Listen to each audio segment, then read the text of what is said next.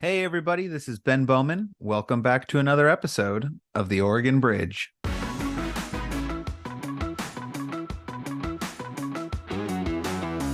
Willamette Week in those days, 78 to 81. If you knew the subject of the story, you pretty much knew its point of view. I wrote articles that I believed in, but they had a point of view, and the point of view, for the most part, was pretty unrelentingly conventional left. It's demoralizing when you are giving your all and working in a system where, starting from the top, there doesn't seem to be a focus on crisp and effective execution of the policies that you've decided. What we collectively need to do, regardless of party, is making things work. All right, folks. Today we have a very special treat for you. I had the pleasure to interview Phil Keisling, who is a name well known to most Oregon politicos. He was a two-term Secretary of State. He served in the Oregon State Legislature before that.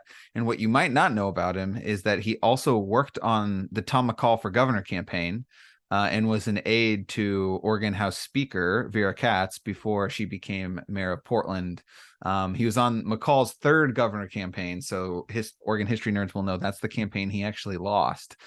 So we have a fascinating conversation about Tom McCall, about Vera Katz, about Phil's relationship with those two, what he learned from them. Phil was also a journalist. He went on after his time as Secretary of State to be, a successful business person in the private sector, and then ended up at Portland State University, where he's the director for the Center for Public Service at the Hatfield School of Government. And now he's chair of the National Vote at Home Institute. Oregon, as many of you know, is a pioneer in the vote by mail space. And Phil tells the story on this podcast of how that happened in this state, and some of the strange bedfellows who were supportive and opposed to it at the time. I learned stuff that I had never heard before that I found truly fascinating. I think you'll find interesting too. So it was an awesome conversation. I think you will really enjoy hearing from Phil. He's an incredibly thoughtful person who's still very engaged on all kinds of different public policy issues. We talk at the end about open primaries and his work on open primaries in the past and where things stand today. We talk about how the legislature has changed culturally since he served one term. He served one term before being appointed by Governor Barbara Roberts to the Secretary of State's office. And he talks about how there seems to be an emphasis today on public policy over public administration, and how that imbalance can be challenging for government effectiveness. So with that, I will get us right into the interview with Phil Keisling. Thank you so much for listening, and we will see you back here next week. Thanks, everyone. Now that the legislative session is over, it's time for Oregon's activists, candidates, and political committees to turn their attention to the 2024 elections. With government regulation of political activities becoming more complicated nearly every year, and with political actors increasingly initiating complaints and litigation to achieve political goals, having experienced legal counsel has become critical to success in the political arena. Harang Long PC has represented clients involved in candidate and ballot measure elections for decades. To learn more about Harang Long's political law practice, check out our website at harang.com. That's www.harrang.com. All right, Phil Keisling, welcome to the podcast. Glad to be here. Okay, so as I was looking through your biography, of which you've done very many interesting and cool things, the first thing that I have to ask you about is it true that you worked for Tom McCall's gubernatorial election? Is that right?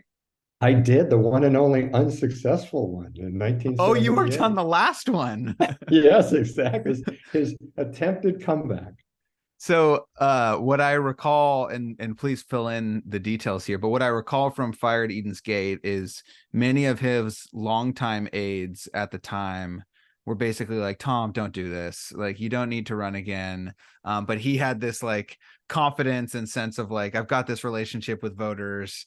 What do you recall from that campaign?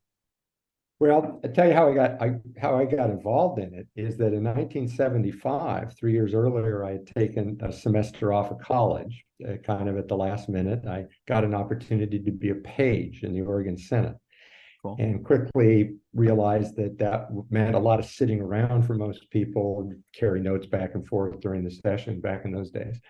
But a colleague had said, in the afternoons are pretty slow. You might want to see if you can volunteer for one of the committees. And so I pursued that and ended up working for Ted Halleck. And Ted Halleck was a award-winning journalist, irascible, brilliant. Someone once said if you looked at Ted, he resembled the ash of a burning cigarette right before the ashes fell to the carpet. He was thin and wiry and just full of and vinegar. And Ted was a Democrat, and quite a liberal one. He was fighting nuclear power back then, trying to ban chlorofluorocarbons, big land use planning advocate. Ted broke ranks with the Democrats. Governor Bob Straub was in office running for re-election. Mm-hmm. Ted broke ranks and publicly said, Tom has to run. Tom, you should run, and weighed in on it. And I got a call from Ted to say, I think you ought to go to work for him. And the reason 3 years later, the reason why he thought Tom McCall should run was because Bob was insufficiently progressive on environmental issues, is the implication? I don't know exactly all that was involved with Ted's thinking and the thinking of others, because there were a number of people on both sides of the aisle encouraging Tom to run. But it was, it was 1978. It was a pretty prosperous time for Oregon. It wasn't if there were economic storm clouds or anything. But I think it was a sense that some of the legacy of the McCall era had gotten kind of tied up and not lost momentum. And I think Tom had a real desire to do it. There was a terrific story written called Decision at Land's End. I'm trying to remember the author, the Oregon Magazine publisher, that kind of, looked at Tom's thinking back and forth. In retrospect, of course, it was not a good decision. Times had changed, particularly in the Republican primary. That's right. One of my indelible memories of the McCall campaign is McCall coming into the office one day and saying, this Proposition 13 that's on the ballot in California, there's something here. We need to address it. And the general sense of the experts that were running his campaign is, it's not, you stay away from that one. It's not going to be that. What was Proposition 13 was the big property tax limit that California passed in 1978. Our version of Measure 5 that, harbinger of what was to come in Oregon a dozen years later. McCall understood that. And the Republican Party primary was a lot different than the last one he'd run in. You see, he hadn't had to navigate a primary, and even then it was pretty mild since 1966. He won the nomination easily. He was Secretary of State. 1970, he had no opposition. He won a second term. By 1978, you've got the whole Reagan era that has come, and McCall's progressivism and particularly his pro-environmentalism. Now he was comfortable with nuclear power, and that caused a little bit of heartburn for some of the people who worked for him, who were even more, or anti-nuclear power. But his brand of republicanism was clearly on the wane, and of course, with Atiyeh and Roger Martin in the race, Vic Atiyeh stayed above the fray. Roger Martin really came after Tom in all sorts of ways, and Tom ended up, of course, losing pretty handily to Vic Atiyeh.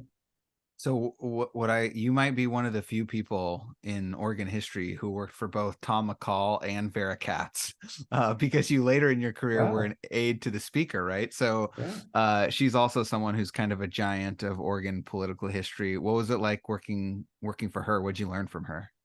I just admired Vera greatly, and you're absolutely right. I had the opportunity with McCall. It was too short a time. It was just 3 months, basically, as the campaign was over by May. McCall had an ability to wordsmith and to articulate ideas and concepts. Before I go to Vera, I another really indelible memory, and Don Jarvie, who many credit to coming up with the odd even license plate scheme to ration gas during Gasoline. the 1973 oil embargo. Don was, sometimes you say, my gosh, his head is in the stars. Well, literally, he convinced Tom to give speeches talking about the potential of telecommunication someday, allowing farmers to sit on their tractors and give testimony in Salem, to allow satellites to tell you when you had to turn on irrigation pipes so you could conserve water. Stuff that, today is commonplace. But back in 1978, people thought, well, it's kind of crazy, and why are you talking about this? Right. Tom was really attracted to thinking about the future. Vera was one of the savviest, most caring politicians, I had a chance to be closely associated with. Here's a young woman flees the Nazis with her parents, crosses the Pyrenees at the age of 7 or 8, comes to America, gets a public school education in Brooklyn, lands in Portland, Oregon, and is probably, like many women of the era, looked like she might be fated to, be just a smart parent, housewife, and the like. But Vera got involved in politics, got involved in the Robert Kennedy campaign, got involved in her neighborhood, looking at these massive freeway destroy the neighborhood plans in Northwest Portland. In fact, you can still see remnants of these freeway ramps that were going to be built that, got truncated and never did. And Vera organized, went door to door, tireless, even though she was fundamentally shy.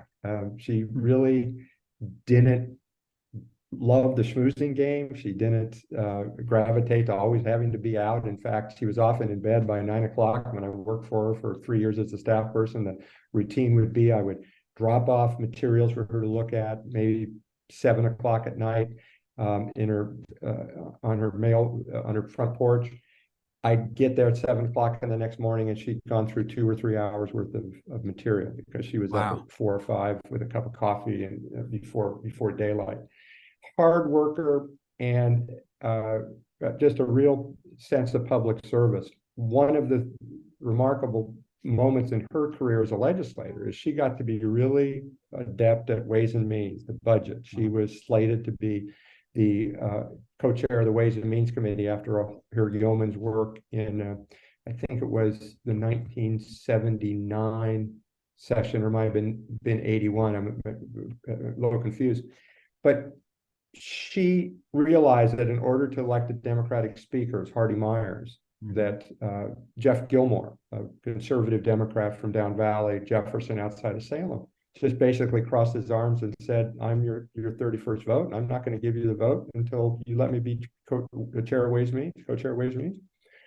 And wow. Vera, to her credit, finally said, okay, it's going to take. I will step down. Let me be co-chair. Jeff was fine with that. Jeff became one of her biggest allies when, in 1985, she ran for speaker, because Jeff said, she made me such a much better co-chair. I learned so much from her, and she was generous and open about helping me whenever I needed it. So she formed an alliance with people on the very conservative part of the Democratic side, not because of her politics. I mean, she was advocating for gay rights and women's issues and the like, a very liberal side back then in the 70s, but because of how she respected the process, how she understood how to get things done, and how to count votes, how to strategize, how to understand what people really needed versus what they said they would.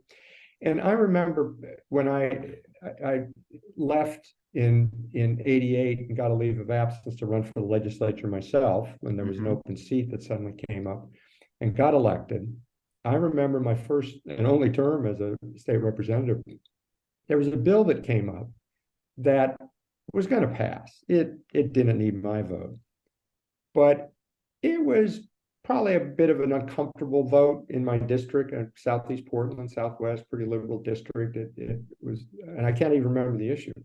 So I happened to sidle up to Vera, who was standing there, and said, I'm just kind of curious, how you handled this. And she turned to me with the most serious look on her face and goes, Phil, this is one of the most important lessons of politics. Over and over again, I have seen people decide, oh, I can afford to vote no on that. It's not the right thing to do, but I'm going to vote no. And they keep doing it, and they keep making that accommodation over and over and over again, and they lose track of who they are and what they came here to do. I think you owe your best judgment. Is it a good bill or not? Vote that way. It'll keep you out of trouble. And I saw colleagues who played that game, and I saw them get tied up in all sorts of problems because they lost sight of that. So she understood that, and that was a really important lesson for me. Is you figure out what the right policy is, then you figure out the politics. You don't look at what you ought to vote on based on the politics. You need to understand them. Okay, if I do the right thing, this is going to be kind of brutal. But you do the right thing, and then you figure out how you're going to deal with it. And that was a real lesson from Vera. So maybe that's part of, I'm going to ask you about your time in the legislature next, but when a lot of people think of Vera Katz today, they think of her as mayor of Portland, where she went after she was speaker. And there's this sort of narrative of like, she was the last great mayor, one of the last great mayors of Portland. And that's been a very hard job, particularly in the last decade or two. What's your perception of what made her special as mayor of Portland? Like, what was her skill set particularly suited to that job? Was it how she approached it? Were the times just so different that it was easier to be mayor? Like, how do you think about her mayoralty? Well, I view it through the lens of what I saw when she was speaker. And she understood, I think, that you have to keep people informed and in the loop. You can disagree with people, but you should always try to do it respectfully. You should try to understand why people are coming from where they are. I mean, you think about the Oregon legislature, and back then there were a lot of Democrats from rural areas. And she had to keep peace with 31 of the slimmest of majorities. She had to try to get stuff through. And I think, in a sense, the mayoralty was simpler in some ways because you're really only dealing with 5. Yeah. And if you can get to 2 in a strong way, you often could get the 3rd. Okay. And 3, of course, is all that you needed. But I think she also understood that if you could get to 5 on issues, all the better. Don't try to roll people. Okay. And I want to tell another story about Vera because I think people don't pay enough. Her legacy is too much, being an excellent mayor, but people not recognizing her role as speaker. In 1989, a bill that she had worked on for over a decade to put anti-discrimination legislation in Oregon law, anti-discrimination based on sexual orientation, to use that term for the first time and prohibit discrimination in certain quarters, employment and housing, I believe it was. And at the very end of the 1989 session, she called us all in the caucus room and she said, I'm going to violate a rule that I have gone by all my career, which is knowing that I have 31 votes before we bring a bill to the floor. Wow. She said, but this is something that is at my core. This is something that I just truly believe in. And you are absolutely free to vote your conscience. I do not expect it at all this to be any kind of, up or down. You're not going to get punished or anything. But as speaker, I'm going to exercise this prerogative. And she brought it to the floor, and the Republicans pounced on it, about how terrible it was. Remember, this was the era of the Oregon Citizens Alliance and the like. That's and right. This was a really hot button issue. And it was remarkable to see what happened because a conservative legislator from the South Coast, Jim Whitty, who we all assume would vote no on it. Jim, after about an hour of this debate, stands up and goes, I grew up in a community as a Catholic, and I got called all sorts of names. I know what it feels like to be bullied and be another. And this is probably really going to hurt me in my district, but I'm going to vote yes. Like, whoa. Wow. But that was not enough. But when the vote came down 31 to 29 in favor. Holy cow. Some of us turned around, and right behind my desk actually was a 5'4" retired Army colonel, Republican from Pendleton. His name was Chuck Norris, believe it or not. Okay. Chuck Norris had a green light on his desk. Vera had, of course, slammed the gavel and said the bill has passed. They're trying to get Chuck to serve notice of possible reconsideration, okay, or change his vote even. And the Republican leader tried to harangue him. We went over to try to just hang out and see what happens. Finally, they left. And we said to Chuck, that must have been really hard. And he goes, well, I turned my hearing aids off. But that bill passed because, Vera, and she did it in a way that was respectful to the other opinions in the caucus. But no, so I think she took into her mayor office that sense of really wanting to understand where people were coming from, what was important to them, what their communities was like. She was very curious about that, and I traveled some with her in other parts of the state, and she had a genuine curiosity. So it was no surprise that her son became a reporter. So speaking of being a reporter, you spend your early career in journalism after kind of dipping your toe in politics a little bit. And then you make a transition. Do you go directly from, you go from reporter to staffer to legislator? Was that the trajectory? Yes. Okay. Yes, because after my stint with Tom McCall, and I'd actually turned down a job that maybe would have paid $1,000 a month to be an editorial writer at the East Oregonian in Pendleton. I actually was really intrigued with that. But then when I get this offer to work for Tom McCall, I grew up, really admiring McCall. So I went to work for $300 a month and continued to live with my parents. But that ended. And so May of 1978, I'm kind of, what do I do next? I wasn't going to go to law school like a lot of people that I knew. And I love doing, I did some speech writing for Tom, although writing a speech for Tom meant you'd give him a text and he'd go, well, it looks like a pretty good speech, and out the window, in the second paragraph, but I ended up at Willamette Week, working for 3 cents a word and $250 a month, I think. They had a special section they committed to that they didn't have somebody to run, or the person had left. So they were in a jam, as it turns out. And I was a sucker for getting a lot of writing under my belt. So I ended up doing that for 3 years, and then discovered this wonderful magazine called the Washington Monthly. And the difference, I've told people, is Willamette Week in those days, 78 to 81, if you knew the subject of the story, you pretty much knew its point of view. I mean, there were good guys and bad guys. Corporations, the military, they were the bad guys. The labor unions and environmentalists, they were always the good guys. And I wrote articles that I believed in, but they had a point of view, and the point of view, for the most part, was pretty unrelentingly, I would just say, conventional left. What I appreciated when I discovered the Washington Monthly was writers who were coming from the same general perspective. We were not Reaganized, but really took pleasure and thought it was really important to challenge conventional wisdom wherever it was found, including on your own side. So I go back and let's see, first 3 articles. The first one was, if you want to meet the biggest defenders of socialized medicine in America, don't talk to Ted Kennedy. Go talk to the veterans of foreign wars in the American Legion, who do their best to defend a government-run and owned healthcare system known as the VA. And I made the case that the Canadian system is just a half measure. Let's go all the way and let the government own all the medical facilities and pay the doctors' salaries. Then within 2 months of that, I'd written an article that lambasted teachers' unions and schools of education for being responsible in part for bad public schools in so many of our big cities, and said that if liberals think it's just a matter of more money, they're kidding themselves. And look at all these liberals in DC who send their own kids to private school.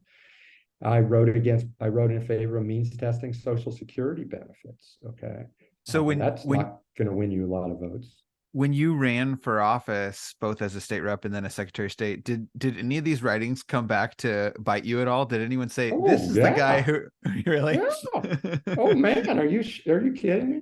And did you Um, stand by them? Did you say, I said what I said and I meant it? Or did you say, listen, times have changed. I've thought through these things. I've evolved. I'll tell you a couple stories. When I ran for the legislature in the spring of 1988, Democrats hated the sales tax, at least the Democrats at the precinct committee level. And lo and behold, the day that a Selwood Bee reporter happened to be, traveling with me, a voter asked me what I thought of the sales tax. And I said, well, I actually think it's a good idea. Vera had supported it. I thought we needed to, do something major with it. And boy, did I get a talking to on the doorstep, which the reporter said, "Oh my gosh, there goes my chance." I had a friend who came out from back east. I befriended Robert Kennedy's daughter, Kathleen Townsend, who later was Lieutenant Governor of Maryland Yeah, when I that's was right. at the Washington Monthly. And I had taken time off to help her on her campaign, so she came out to help me. And Jonathan Wow. Nicholas, Nicholas was interviewed her, and Kathleen said, "Yeah, I think it may be time that we legalize some drugs." Oh, Not why is helpful. Kathleen in town? She's helping Phil. Um, so and then when I was Secretary of State, the article that I had written about education. Now, when I'd gone to work for Vera, one of the things that she was really passionate about was education reform. Mm-hmm. And she was in that camp that was not common among Democrats, which is we need to take a serious look at some of these issues that are being raised in these national reports, like the Nation at Risk. The Nation at Risk in 1983 had said that if a foreign country imposed our public school system on America, we consider it an act of war. That public school system has so many problems. That's a pretty That's a powerful opening bold line in a statement. major report. And she got involved in a national organization looking at increasing the professionalization of teachers, which meant pay them a lot more money, give them mentors, but also create a career lab so people Mm-hmm. would be able to make more money by helping other teachers. And this was very much at odds with the conventional thinking at the time among groups like the Oregon Education Association. Well, my job became do a special task force over the interim when I was on the staff and come up with some recommendations that can pass. Mm-hmm. And I had done that. And Mm-hmm. we'd had teacher union officials and school board people and others at the table, and we did some really good things like mentor teacher programs. But when I ran in 1992 for the Democratic nomination, after Barbara Roberts appointed me, because of that work, I was known to a lot of people in the teaching world, and Barbara was known. She appointed me, Mm-hmm. and it was looking like I was going to win the endorsement. And it Mm-hmm. made my opponent's camp very nervous to the point that when I walked out on stage to do my speech to get the endorsement, 300 delegates had been passed out photocopies of my 1982 Washington Monthly article. An Which article basically titled said teachers unions are a problem. Teachers use it a problem because they protect bad teachers too much and are not willing to look at professionalizing the teaching profession by asking people to get more pay in exchange for more, like being a mentor teacher, doing other kinds of work. And I took aim at teacher colleges for what I was pretty frank. A lot of classes are kind of so below what bright college students want to take that you end up attracting.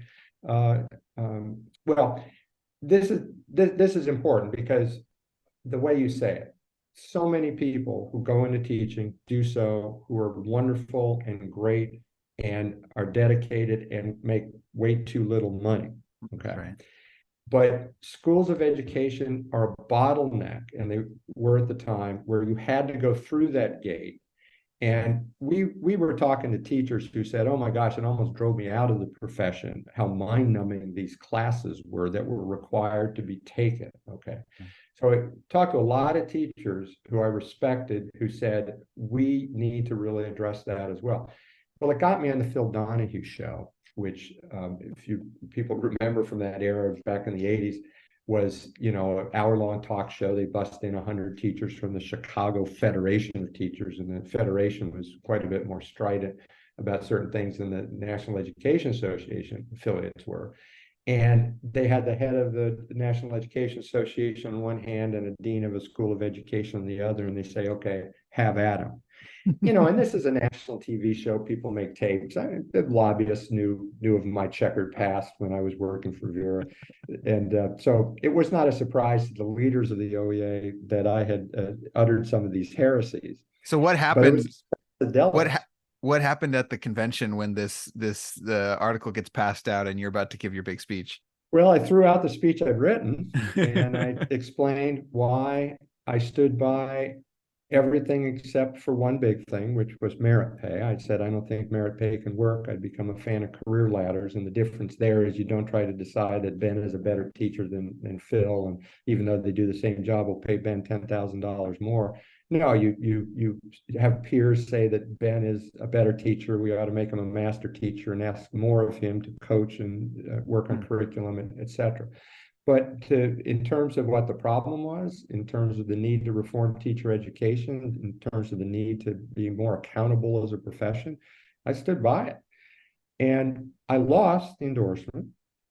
Who won it? I lost by 54 to 46%. Mary Wendy Roberts was the person who won it. And I'll always remember that as I walked from the podium, mostly to tepid applause, if not total silence, that I can't remember. I had a couple teachers as I walked out of the room say to me, I read your article, you know, you actually made some good points. And again, I got 46%, but you know, I was able to hold my head high, and I ended up, you know, winning that primary. I was not expected to win. I was expected to lose it. The polls all showed that I was going to be a one trick pony for 2 years, if even that, and lose the nomination to someone who had a lot more name recognition and familiarity. Now, some people said, "Oh, Phil, you'll do okay because Mary Wendy Roberts is the stepdaughter of Governor Roberts, and Governor Roberts is very unpopular." In fact, they were trying to recall her during my first 2 years. Wow. And they almost got enough signatures, and I was the one who had to, see if, determine whether there were enough signatures. And the conventional wisdom was that she's going to beat you because in all the, all across rural Oregon, timber country that Barbara Roberts was not popular in,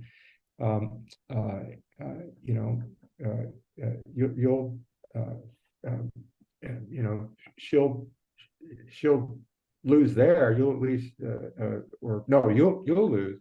She's been labor commissioner. And right. And as it turns out, she won most of those counties, running against the appointee of Barbara Roberts. I think they said, well, Mary Wendy Roberts, that's a different person. And it was only because I had made an effort in the Valley provinces to get my name out. So that was a lesson about, people are not paying very detailed attention to elections. They know a few things, and but they don't treat it like many of us do when we're in politics, that they really know all the twists and the nuances. So before we get to your time as Secretary of State, I want to ask, we had a conversation a couple years ago, and you said something that I have continued to think about since, which was about basically the culture of the legislature and the culture of individual legislators on their priority issues. And this is what I recall you saying, and I've attributed it to you. So if you didn't say it, correct the record now. But you basically said something like, the legislature's changed a ton since I served. And it used to be that a legislator would have like a priority issue or priority area or priority program, and they would draft the legislation. They'd watchdog it through the session. They'd get it passed. They'd fight for funding from Ways and Means. Then after the bill passed, they'd watchdog its implementation with the agencies. They'd be in touch with the agency head. Then the next session, they'd be checking in on how implementation's going. They'd be fighting for additional funding. And that there was this more of a sense of like a legislator's longer term, let's call it a longitudinal commitment to a policy area. and that now it seems like there's much less of that. It's much more of like the legislature seems to pass a bill, and then see, and then the perception is that maybe there's less sort of long-term examination. I know that was my sense of the world that I had a chance to inhabit, observing as a staff person, then being part of it in the 1989 session. And I'm not probably as good to speak to what the culture is now. I just think politics has gotten a lot more complicated and a lot more fraught. And the point that is at the core of that is what I'd argue is what we often are missing in today's conversations, which is the importance of public administration as opposed to public policy. You know, when I was in the legislature, and I love policymaking, that's what you do. You pass laws. And we passed laws, for example, in all these sessions about education reform, the biggest one of which was 91 when I had just left, but Vera was still was no longer speaker, but she was in the Democratic minority now, but worked with Larry Campbell, the speaker, to get that vision passed. And I still think that vision of longer school year, more money, universal preschool, career ladders, professional development funds that teachers control, I think it was, 30 years ahead of its time, and we still need to do something like that. But I think that more and more people think that policy is the cure as opposed to the effective public administration of the laws we've already passed. I see what's going on in the city of Portland and how long it takes to build things, for example. I mean, if we really tell ourselves we have a housing crisis, and we do, why does it seem to take so long, have so much process, have so many different individual agencies involved in various kinds of permits and the like? I look at various state programs, and again, I think public administration and the crisp and proper and performance evaluation of those programs is really important. Why I was such a fan of audits when I was Secretary of State, because you can pass something and walk away from it, but at the end of the day, it's how well does it work? And this is particularly important right now because there's a lot of heated talk and speculation about, is there a danger of fascism and authoritarianism coming to America? And I worry about that at times. It's not something I think I'm complacent about. But I don't think at the end of the day, if it were to happen, I don't think it comes in the guise of some, over the top strong man who, takes a wrecking ball to all our institutions. We've seen those attempts, and institutions have survived. I think it comes in the form of when I think about how Mussolini came to power in Italy 100 years ago on the slogan, making the trains run on time. Whether that was a slogan or not, I don't know. But the point is, if government can't work and deliver effectively, and more money it takes to deliver less and less effectively, that's when people decide that politics is in need of a very radical rethinking, and that's where things can get scary. So I think Democrats, my party, and Republicans seem to have truly gone into a ditch. It saddens me because I, work with a lot of great Republicans or thoughtful Republicans, and people like Dennis Richardson, who was Secretary of State as a Republican, did some things to make Oregon's vote by mail system even better. But I worry that the Democratic side is paying way too little attention to the effective administration of the laws that have already been passed, as they also work to pass other ones. And I'm not saying new laws aren't needed, but you got to keep your eye on that ball. There's a new book out. I actually have not read it yet, but I'm planning to. It's called Recoding America. Have you heard about this? I have. I listened to the Ezra Klein podcast with the author, and this is one of Ezra's quotes. He said, at the end of the podcast, he's like just summarizing. He's like, there's politics, there's policy, and there's delivery. And right now, delivery is so subordinate to the people who run politics and policy that in addition to the delivery being done poorly, the people doing delivery don't think they have any power. And he's drawing from, there's this story in the book about how building a concrete boat. He's like, if the policymakers tell the implementers to build a concrete boat, they'll build the concrete boat. Their job is to follow the process and do what they're told. It's not to say, wait a minute, this thing isn't even going to float when we finish it. And I've been thinking about that and what the implications are for policymakers. And it's a complicated story. Very astute. I think it's a very astute observation, and I basically very much agree with that. I think that gets to the heart of what we collectively need to do, regardless of party, is making things work. And of course, there's an irony just within my own city. I mean, I don't know. I think it's still on the doors of a lot of the trucks that drive around Portland, the city that works. I think, to a lot of people's minds, that's oxymoron now.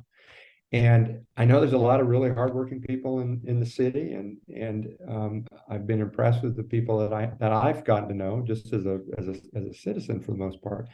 But it's demoralizing when you are giving your all and working in a system where, starting from the top, there doesn't seem to be a focus on crisp and effective execution of the policies that you've decided. And we can disagree about the policy, right? But I think people have an obligation to make them work well. And so when I shifted from a legislative role to an executive role, it was really like walking into a whole different room. You got to change your mindset around. Okay, that may be a stupid law. Your obligation is to implement it as fairly and as well and effectively as possible. And you can go to the legislature and say, well, I think this law ought to be changed. But you don't try to sabotage it by, gumming up the works. I mean, that's what you have to do. Ezra Klein, he uses this phrase. He says, we need to deregulate the government. And what he's referring to is like, sometimes the reason implementation goes poorly is actually still the fault of the policymakers, because there's this accumulation of rules and requirements and steps and processes and checks, and maybe each one of those steps makes a lot of sense in isolation, but when you stack them all on top of each other, you have unworkable timelines, or you have very costly implementation, or you have things where like the program gets funded through the legislature and then a year and a half later they're still like trying to get the rules set. So I think I think it's obviously incredibly complicated. It varies, agency by agency, and it varies like depending on the size of the allocation and all sorts of things. But it does seem like, I bet that's a key difference between when you were serving in the legislature, is like we've added several additional layers of requirements for government to fulfill its functions, which has made it less nimble and less flexible, I guess. That's right. Policy does affect your ability to do public administration well, and public administration done well sometimes means you don't need some of the policy issues, that are constraints. There's a lot of what if this happens? Oh, we better anticipate that and do something about it. But the price you pay is far greater than the risks that you think you've prevented. That's right. So hopefully you have the ability to stay a little bit later than 3:45, because I want to ask you about a couple additional things. So the first question is, how does a freshman legislator get appointed Secretary of State? How did either you're very lucky or very skilled, or both, Phil? What's the answer? Ben, it was, truly the biggest gift of my professional career. And I think in part it happened, because of some things out of my control, and also because I never sought the job. Mm-hmm. 1989, I was in the legislature. I enjoyed it immensely. I was on track possibly to get a committee chair in the next term. I had an easy re-election in 1990. And I needed to kind of make a living. I'd just gotten married. I did a big book proposal in the timber industry, didn't get funded, taught a class at University of Oregon, but I had some time on my hands, and Barbara Roberts was running for governor, and I knew some of the people on her staff. I didn't know Barbara that well. I'd known Frank some. And I just started volunteering, and I helped write probably a speech that epitomizes why Barbara Roberts was such a remarkable leader. I helped write a speech for her with some of her staff people, because I've been very involved in the Revenue Committee and Education Committee, about why we needed a 5% sales tax on goods and services in order to really bring property taxes down to the vanishing point or close to, and reduce income taxes. And it was delivered by the candidate for governor, I think 10 days before the actual election took place. Oh my gosh. Oh my Now, gosh. think about this. I mean, she comes from a party that platform has been adamantly against the sales tax.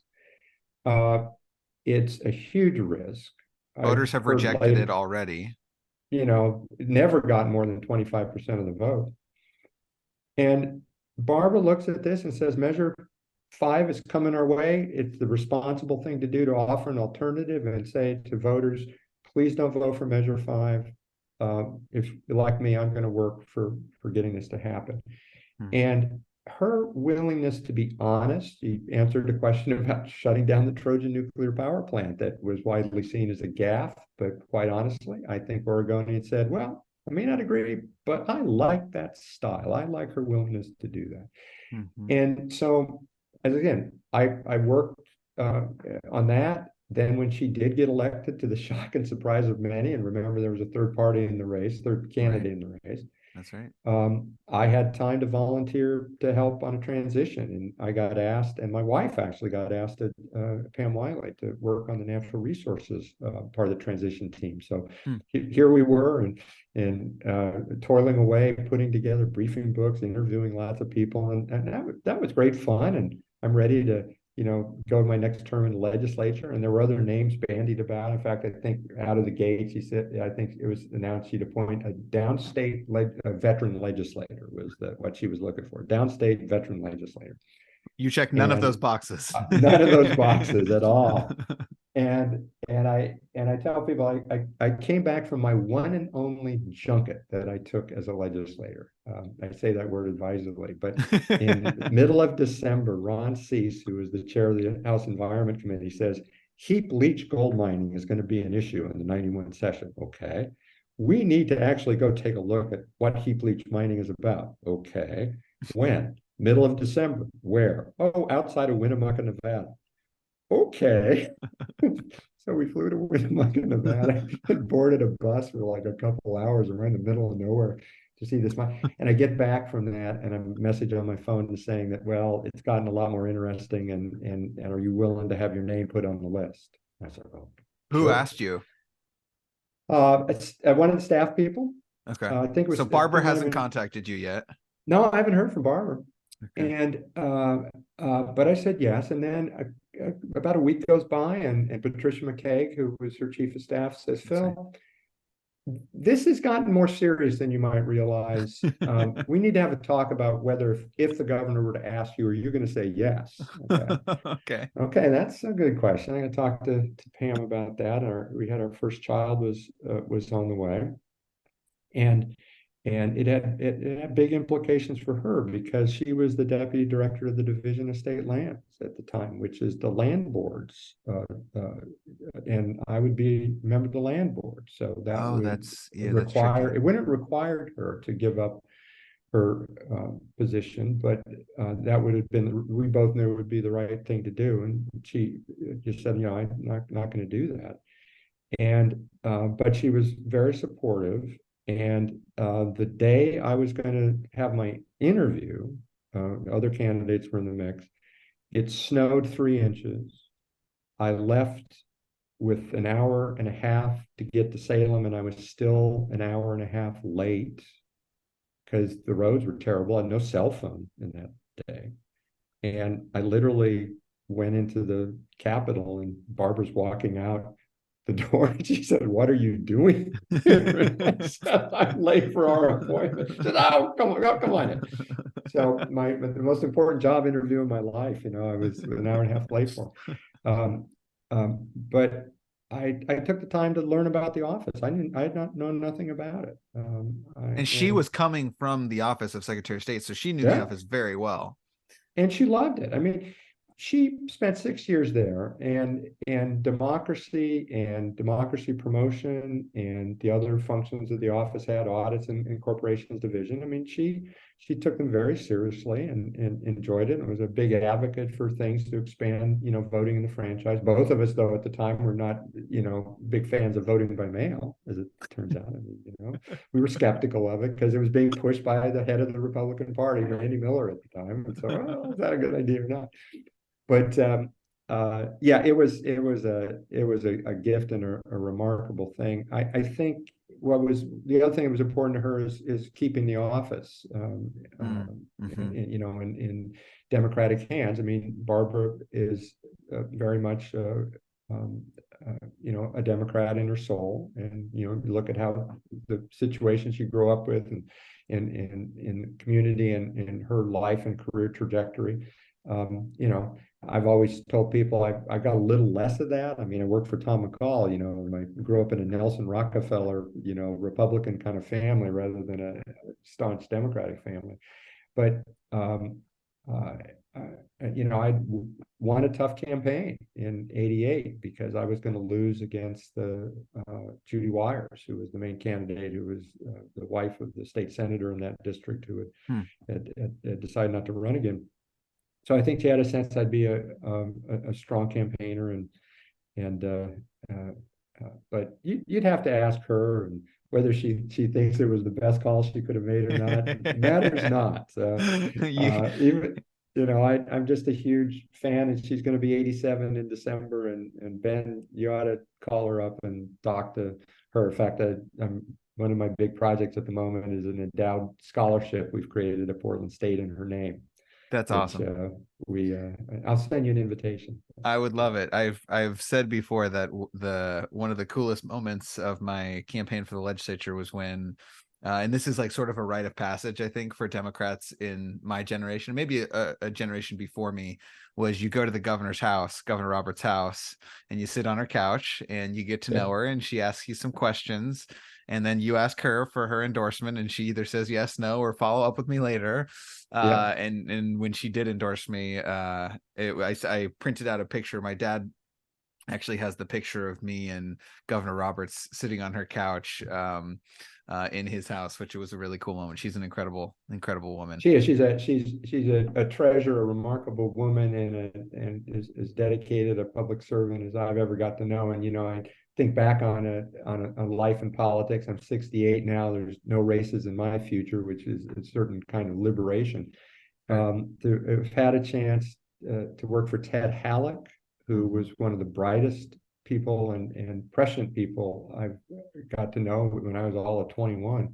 Tom McCall briefly, Vera Katz, Barbara Roberts. I've been truly blessed in just the opportunities I've had to work with some of the best that Oregon has had to offer. I couldn't agree more. And I know you're friends with Governor Kitzhaber as well, and the intelligence of that group of people and the legacy that they've had on the state is pretty remarkable. And you're in that category too. And that's actually no, because the next thing I want to ask you about is vote by mail, which I think if you ask people what is like the core parts of Oregon's identity, vote by mail is on the top 5, top 10. Tell me the story of how this happened. I didn't know that this was originally a Republican idea. But what was your role in this? You're now the chair of the National Vote at Home Institute, which I love that name. But what was your role in vote by mail in Oregon, and how did that happen? Well, if anyone calls me the father of vote by mail, I immediately correct them because it's dead wrong. Okay. The father of vote by mail was a conservative Democrat named Del Riley, who was the clerk of Lynn County, Oregon, who about 1981 asked the question, gee, if we're going to the time, trouble, and money to print up sample ballots and to mail out, why don't we mail the real thing to voters? At which point everyone around him said, that's crazy. And Del goes, you need to prove that to me. Give me a better answer.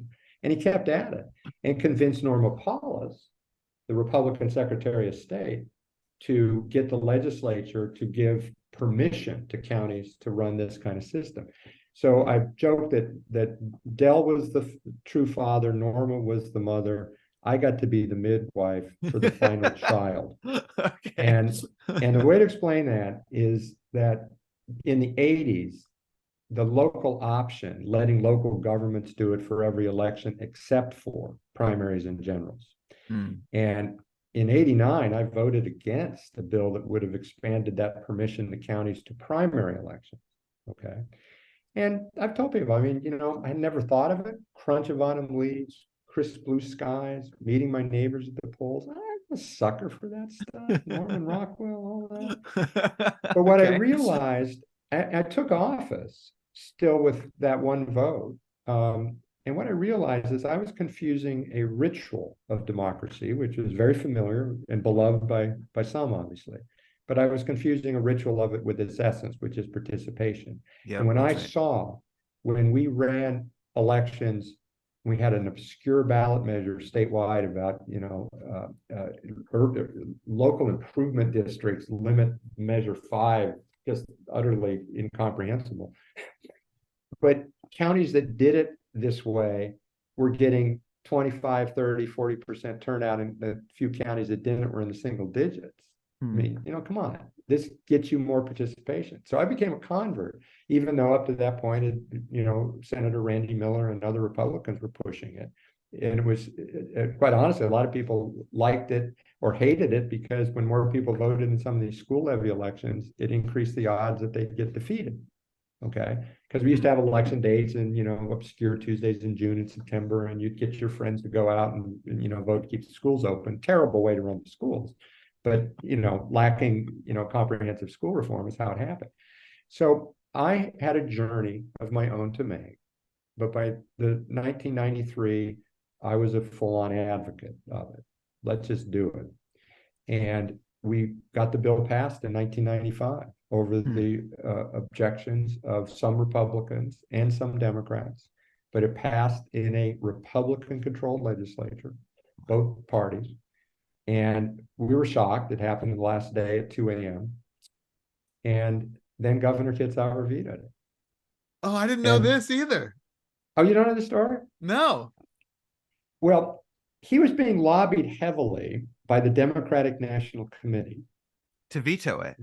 In fact, the head of the Democratic National Committee, a guy named Don Fowler, was out in Oregon after it happened and said that was such a good thing that was done because vote by mail is like giving people vitamins without anything nutritious to eat. I have a standing $100 reward for anyone who can explain what the heck that means. I don't quite know what that means either. But and I think, John, quite honestly, the same appeal that with me, his mom had been active in League of Women Voters. I think she didn't much like it either, the tradition of it. I'm not sure how, that John thought about it very much. He's later said, yeah, I shouldn't have done that. But he vetoed it. And then 3 months later, Packwood resigns. And because it's a special election under Oregon law, it's not a regular primary or regular general.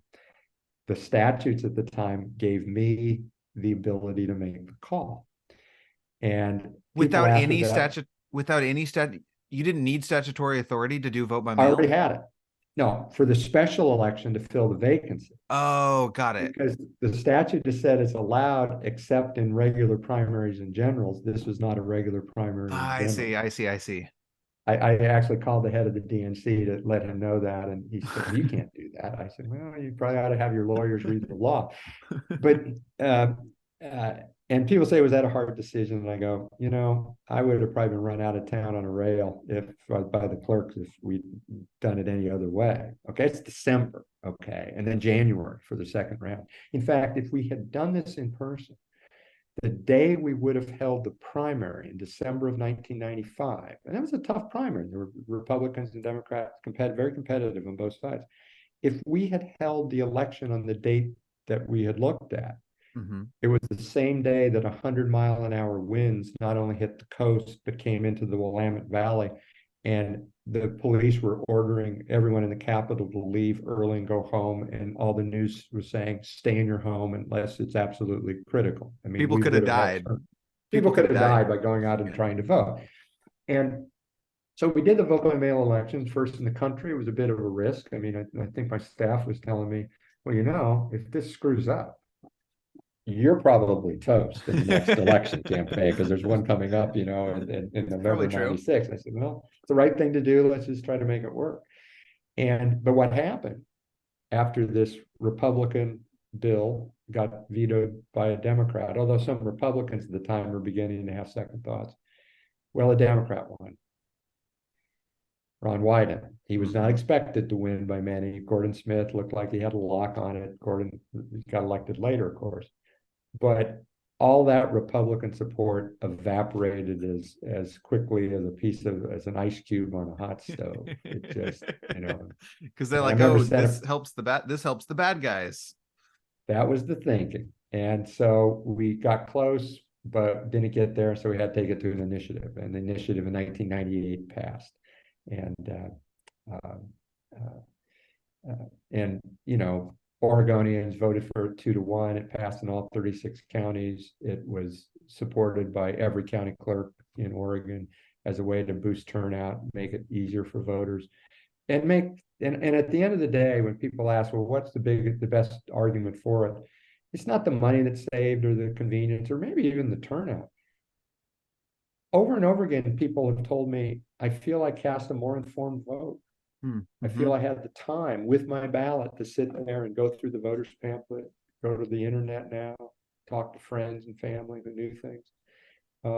I felt better about being a participant in democracy. I don't feel rushed. And that's an insight that I think is really important in these really fraught times, is you give people the chance to be as thoughtful as possible rather than trying to just railroad them to vote a certain way because someone has an R or a D after their name. That's right. I couldn't agree more. Phil, my last question for you is about maybe a less successful experiment in democracy in Oregon. You, on 2 different campaigns, at least 2 different, were supportive of open primaries, and you worked with Norma Paulus, I know, in 2006. And then you came back in 2008. And my recollection is both of those lost pretty poorly. Well, the first one we didn't get enough signatures for in 2006. Oh, it didn't qualify. It was the 2008 that went to the ballot. And then in 2014, one I also supported, but was not involved in as much, they'd also failed.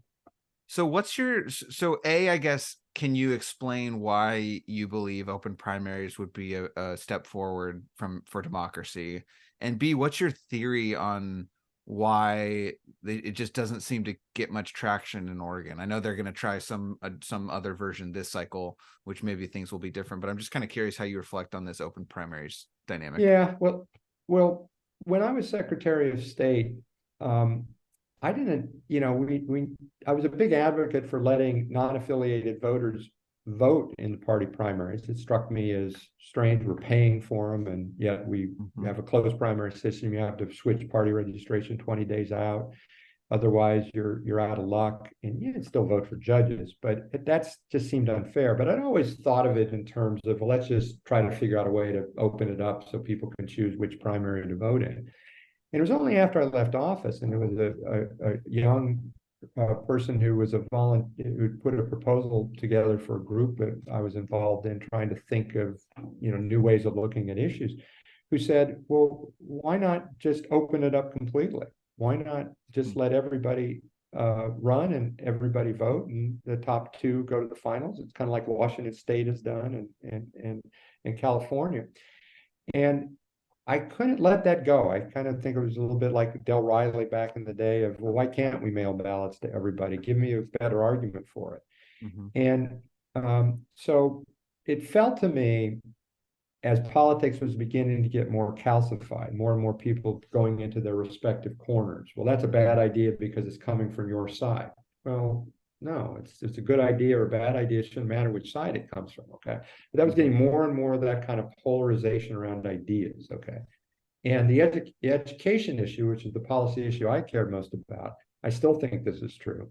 I think that the grand deal that Oregon needs is you put a lot more money into education, all the way from preschool on up. But in exchange for that, you put in place genuine performance standards. You get much more serious about treating teaching as a profession, and what that means with longer conversation. But it's a bit of a grand bargain with people about how you do. You make the school year a lot longer. We have one of the shortest school years in the country, okay, which is I think really a terrible thing.